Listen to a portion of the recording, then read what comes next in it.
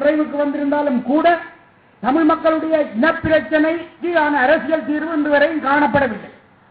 ஆனால் எங்களுடைய இன்று இரணமடி சந்தியிலே ஒரு இடத்தில் ஒரு வாசகம் எழுதப்பட்டிருந்தது என்று சொன்னார்கள். இரணமடி சந்தியிலே ஸ்ரீதரன் எம்பி மீண்டும் நீ ஆயுத இயக்கத்தை உருவாக்குகிறாயா என்று கேட்டிருந்தார், எழுதி போட்டிருந்தார்களா. நான் அவர் சொன்னவர்களுக்கு சொன்னேன், நான் இவ்வளவு நாளும் ஒரு சாதாரண நாடாளுமன்ற உறுப்பினரோடு சேர்ந்திருக்கிறேன் என்று நினைத்தேன். இன்றுதான் ஸ்ரீதரன் ஒரு தேசிய தலைவர் என்கின்ற அந்தஸ்தை அடைந்திருக்கிறார் என்று பெருமைப்படுகிறேன் என்று சொன்னார். அன்புக்குரியவர்களே, நாங்கள் இந்த மண்ணிலே ஒரு ஆயுத இயக்கத்தை உருவாக்க வேண்டும் என்று இப்போதும் விரும்பவில்லை. இந்த மண்ணிலே ஆயுத இயக்கம் ஒன்று இலங்கை அரசாங்கத்தினுடைய கொள்கைகள் காரணமாக, இலங்கை அரசாங்கத்தினுடைய பாரபட்சங்கள் காரணமாக, இலங்கை அரசாங்கம் இலங்கை தமிழர்களுக்கு இழைத்த அநீதி காரணமாக உருவாக்கப்பட்டதே தவிர ஒருபோதும் தமிழர்கள் விரும்பி ஆயுதம் ஏந்தியவர்கள் அல்ல. இந்த தமிழ் மக்கள் இந்த மே 18ஆம் தேதிக்கு பிறகு கூட இனிமேலும் ஒரு ஆயுதத்தை இந்த மண்ணிலே ஏந்துவதை எங்களுடைய சமூகம் விரும்பவில்லை. எங்களுடைய சந்ததி ஒரு ஆயுத கலாச்சாரத்துக்கு இட்டுச் செல்லப்படுவதை தமிழ் தேசிய கூட்டமைப்போ இந்த மக்களோ விரும்பவில்லை. ஆனால் நாங்கள் ஒன்றை விளங்கிக் கொள்ள வேண்டும். தந்தை செல்வநாயகம் அவர்கள் கடந்த 60 ஆண்டுகளுக்கு 30 ஆண்டுகளுக்கு முதல் அதிர்க வழியிலே இந்த மண்ணிலே போராடிய போது தந்தை செல்வநாயகத்தினுடைய கருத்துக்களுக்கு மதிப்பளித்து இலங்கையிலே ஒரு இணக்கமான தீர்வை காணுவதற்கு இலங்கை அரசாங்கம் தவறிய காரணத்தினாலேதான் ஒரு 16 வயது பையன் வெள்ளை மண்ணிலே ஆயுதம் தூக்கினான். அந்த 16 வயது பையனுடைய அந்த ஆயுதம் 30 வருடமாக அந்த பெருமகன் முள்ளிவாய்க்கால் வரையும் இந்த இனத்தை வழிநடத்தி இன்று சர்வதேச ரீதியாக இந்த இனத்திற்கு ஒரு விடுதலையை பெற்றுத் தரக்கூடிய வாய்ப்பையும் சூழ்நிலைகளையும் சர்வதேசமயப்படுத்தி விட்டு சென்றிருக்கின்றார். இன்று இந்த போருக்கு பிறகு நாங்கள் தமிழ் தேசிய கூட்டமைப்பு தமிழ் மக்களுடைய அரசியல் உரிமைகளை உறுதிப்படுத்த பாதையிலே அது பயணித்துக் கொண்டிருக்கின்றது. இந்த அரசாங்கத்தோடு கௌரவமாக ஜனநாயக முறையிலே தமிழ் தேசிய கூட்டமைப்பு 8 தடவைகள் பேசியிருக்கிறது. சர்வதேச சமூகத்திற்கு எங்களுடைய பிரச்சனைகளை எடுத்துச் சென்றிருக்கின்றது. ஆனால் இன்று வரையும் இந்த மக்களுடைய அடிப்படை பிரச்சனைகளுக்கோ அன்றாட பிரச்சனைகளுக்கோ தீர்வு காண இலங்கை அரசாங்கம் தயாராக இல்லை. இந்த பொதுக்கூட்டத்தை, இந்த தேர்தல் ஜனநாயக தேர்தல் கூட்டத்தை நடத்துகின்ற போது கூட ஏன் நடத்துகிறீர்கள், யார் நடத்துகிறீர்கள், எதற்கு நடத்துகிறீர்கள், எங்களிடமே சொல்லவில்லை என்ற கேள்விகள் கேட்டார்கள். ஒரு தமிழ் மகன் இந்த உருத்திரபுரத்திலே பிறந்து வளர்ந்து இந்த மண்ணுக்காக போட்டியிடுகின்ற இந்த நாவை குகராஜா அவர்களினால் தன்னுடைய சொந்த மக்களை சந்தித்து பேச முடியவில்லை. இந்த மக்கள் தன்னுடைய கருத்துக்களை சொல்ல முடியவில்லை. இந்த மண்ணிலே நாங்கள் சுதந்திரமாக கூட்டம் கூட முடியவில்லை. இந்த மண்ணிலே நாங்கள் சுதந்திரமாக நடமாட முடியவில்லை. நாங்கள் சிந்திப்பதை எழுதவோ படிக்கவோ ஒன்று கூடவோ எங்களால் முடியவில்லை. நிம்மதியாக வீடுகளிலே உறங்க முடியவில்லை. நாங்கள் நிம்மதியாக யாரோடும் வீட்டுக்கு வருவர்களை நிறைவேற்றி அவர்களுக்கு உபசரிக்க முடியவில்லை. யார் என்று கேட்கிறார்கள், எவர் என்று கேட்கிறார்கள், ஏன் என்று கேட்கிறார்கள், எதற்கு என்று கேட்கிறார்கள். இத்தகைய அடிமைத்தலைக்குள் தான் எங்களுடைய சமூகம் இன்று சிக்கி இருக்கின்றது. இந்த அடிமைத்தலைகளை அகற்றுவதற்கு எதிரணியில இணைந்திருக்கின்றவர்களால் முடியுமா என்று நீங்கள் நினைத்து பாருங்கள். எங்களுடைய பிள்ளைகளை விடுவிக்க முடிந்திருக்கிறதா? அரசாங்கத்தோடு இணைந்து இலக்க அரசியல் செல்கிறோம் என்று சொல்கிறார்கள். நான் கேட்கின்ற இலக்க அரசியல் மூலம் நீங்கள் சாதித்தது என்ன? இந்த 2 வருடங்களிலே எங்களுடைய குடிசை வீடுகளை ஒரு சாதாரண தர வீடுகளாக மாற்றி அமைக்க முடிந்திருக்கிறதா? எங்களுடைய பாதைகளை ஒரு நிரந்தர வீடுகளாக அமைக்க முடிந்திருக்கிறதா? எங்களுடைய பிள்ளைகளை சிறைகளில் இருந்தும் தடுப்புகளில் இருந்தும் விடுவிக்க முடிந்திருக்கிறதா?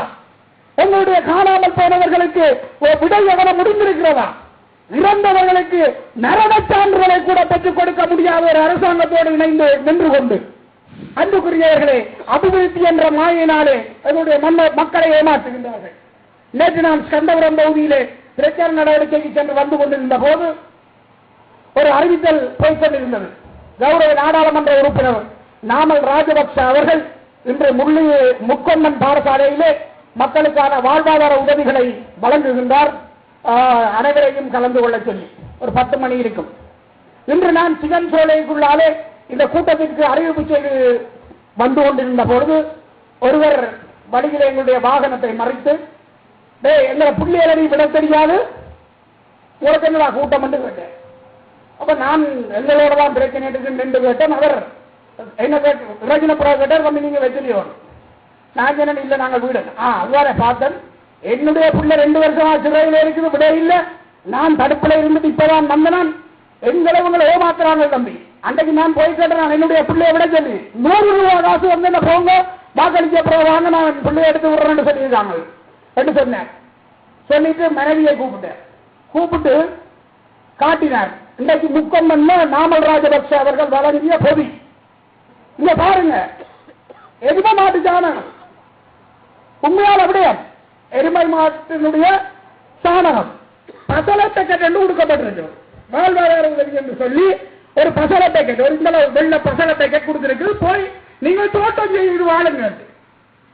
எப்படி இருந்த தரத்துக்கு இந்த பசலை பேக்கெட் நான் அள்ளி கொண்டு வந்து சாணகம் இந்த பசலை பேக்கெட்டை வழங்குவதற்காக அம்பாந்தோட்டையில இருந்து ஐயா முக்கம்மனுக்கு வந்திருக்கிறேன். எவ்வளவு அன்பு பாருங்க. அம்பாந்தோட்டையில இருக்கிறவருக்கு இந்த முக்கம்மன்ல இருக்கின்ற மக்கள் மீது, சிவஞ்சோலையில் இருக்கிற மக்கள் மீது ஏற்பட்ட கரிசனை ஆக இந்த சாணகம் வழங்கப்பட்டிருக்கிறது. அன்புக்குரியவர்களே, நாங்கள் எவ்வாறு ஏமாற்றப்படுகிறோம் என்று நீங்கள் சிந்தித்து பாருங்கள். நாங்கள் கிளிநொச்சிக்கு மீள வந்த பொழுது கிளிநொச்சி பிரதேச சபை நான் நினைக்கின்ற ஒரு தடவை சீரமைக்கப்பட்டு அது திறந்து வைக்கப்பட்டது. நான் முந்தநாள் அந்த வீதியால் போய் கொண்டிருந்த பொழுது மீண்டும் கொள்ளையடிக்கப்பட்டு அது திறக்கப்படுகிறது. நாவல் ராஜபக்ச மட்டுமில்லை. இவ்வாறு கிருஷ்ணபுரத்திலே ஒரு மீளழிப்பு திட்டத்தினுடைய கட்டிடம் திருப்பி கொள்ளையடிக்கப்பட்டு இன்னொரு அமைச்சரால் திறக்கப்படுகிறது. என்ன நடக்கிறது என்று நீங்கள் சிந்தித்து பாருங்கள். யாரை ஏமாற்றுகிறார்கள்?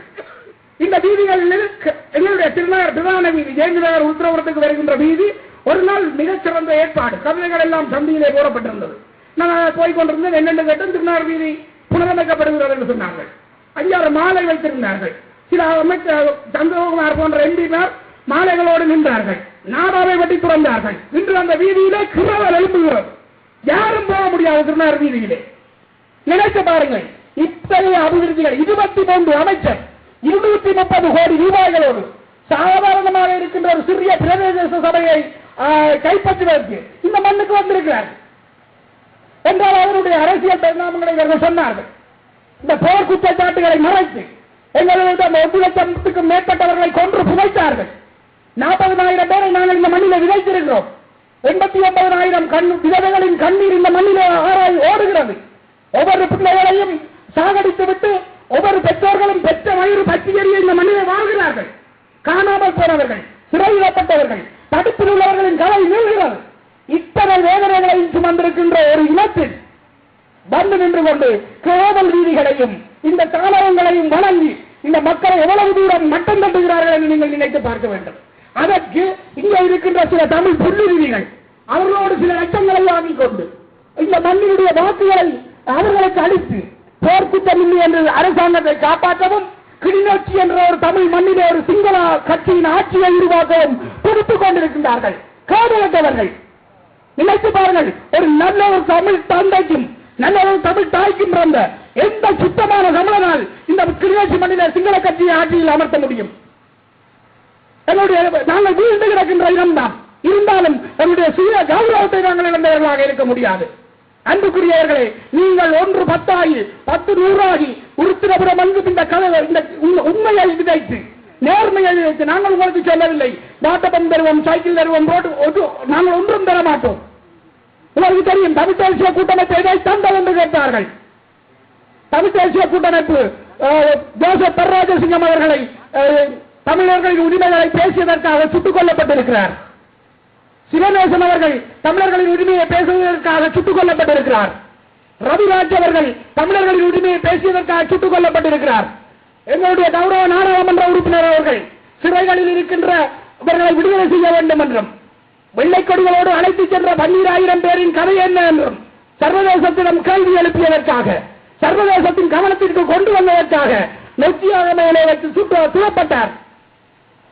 எங்களுடைய நெஞ்சுகள், எங்களுடைய தோள்கள், தமிழ் தேசிய கூட்டமைப்பு உயிரையும் சதையையும் இந்த மக்களுக்காக வழங்குவதற்கு தயாராக இருக்கின்ற கட்சி. வெறும் கிரவல் வீதிகளை அல்ல, வெறும் மாற்றுப்பண்களை அல்ல, இந்த இனத்துக்காக உயிரை வழங்குவதற்கு தயாராக இருக்கின்ற ஒரே ஒரு விதமான கட்சி தமிழ் தேசிய கூட்டமைப்பு தான். அது வரலாற்றில் உயிர்களை தந்திருக்கிறது. நெஞ்சிலே வெடிகளை சுமந்திருக்கின்றோம். அன்புக்குரியவர்களே, நாங்களும் அச்சுறுத்தப்பட்டுக் கொண்டுதான் இருக்கின்றோம். இருந்த போதிலும் இந்த கொள்கையிலே தமிழன் கிளிநொச்சியை ஆள வேண்டும் என்கின்ற எண்ணத்திலே அசையாத நம்பிக்கையோடு நாங்கள் துணிந்து நடைபெறுகின்றோம். அதற்கு பரிசு வெடிதான் என்றால் அதை ஏற்றுக்கொள்ளவும் நாங்கள் தயாராக இருக்கின்றோம் என்ற செய்தியை உங்களுக்கு சொல்லி, இப்பொழுது தமிழ் தேசிய கூட்டமைப்பு என்ன செய்யும் என்கின்ற எதிர்கால திட்டங்கள் அடங்கிய எங்களுடைய கொள்கை விஞ்ஞாபனத்தை நாங்கள் முதலாக இன்று இந்த உருத்திரபுரம் மண்ணிலே வெளியிட்டு வைப்பதற்கு இருக்கின்றோம். இந்த எங்களுடைய அரசியல் இலக்கு என்ன, அபிவிருத்தி இலக்கு என்ன, நாங்கள் பிரதேசத்தை கைப்பற்றினால் எதிர்வரும் 4 ஆண்டுகளிலே இந்த மக்களுக்கு எவற்றை சாதிப்பதற்கான கனவுகளை கொண்டிருக்கின்றோம், எவ்வளவு தூரம் அவற்றை சாத்தியமாக்க முடியும் என்கின்ற அந்த எங்களுடைய கட்சியின் எண்ணத்தை, எங்களுடைய கட்சியின் கனவை, மொத்தத்தில் மக்களுடைய கனவை சுமந்து அந்த விஞ்ஞாபனம் வெளிவருகிறது. அந்த விஞ்ஞாபனத்தை முதலாக இந்த உருத்திரபுரம் மண்ணிலே இன்று வெளியிட்டு வைக்கின்றோம்.